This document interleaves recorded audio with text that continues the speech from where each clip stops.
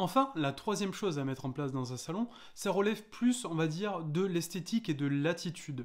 En l'occurrence, c'est pas vraiment être force de proposition ou d'animer quelque chose, mais c'est déjà vraiment la base, c'est-à-dire de présenter un stand qui va être joli, qui va être propre, qui va être décoré, dans lequel vous aurez mis en fait tout simplement du cœur à l'ouvrage, hein. Donc c'est vraiment quelque chose qui va vous représenter et sur lequel vous allez avoir travaillé un petit peu.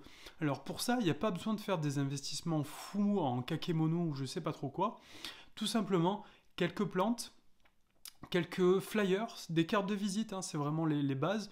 Aussi une petite inscription hein, à votre newsletter, hein, proposer aux gens de laisser vos coordonnées. Peut-être qu'il y a un moment où vous serez occupé à discuter avec des gens et il y a des gens qui n'ont pas forcément beaucoup de temps sur ces moments-là.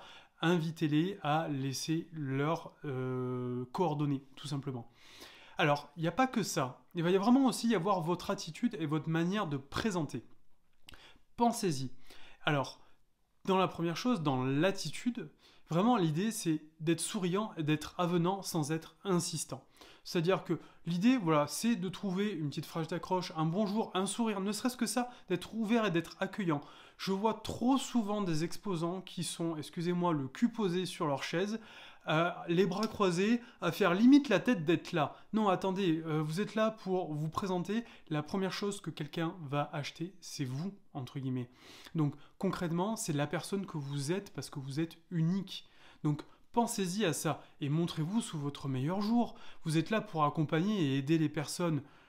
La moindre des choses, c'est quand même d'être souriant et de leur apporter un petit peu de positivité d'entrée et tout de suite.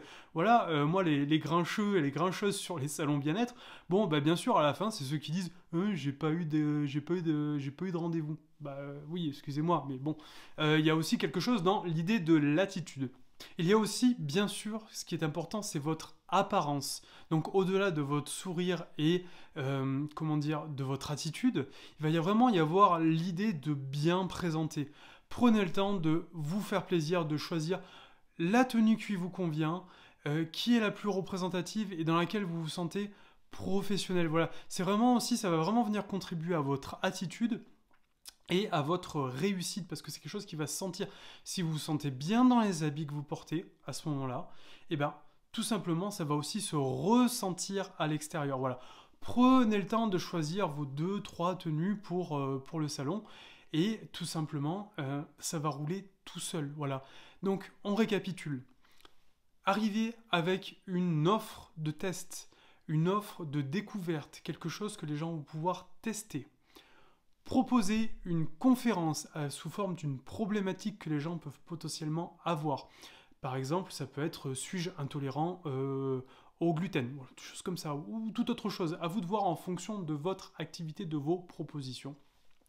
Et le troisième point, c'est vraiment la présentation et l'attitude. Soyez avenant, soyez souriant, sentez-vous bien dans vos baskets et pour ça, mettez-vous bien dans vos baskets.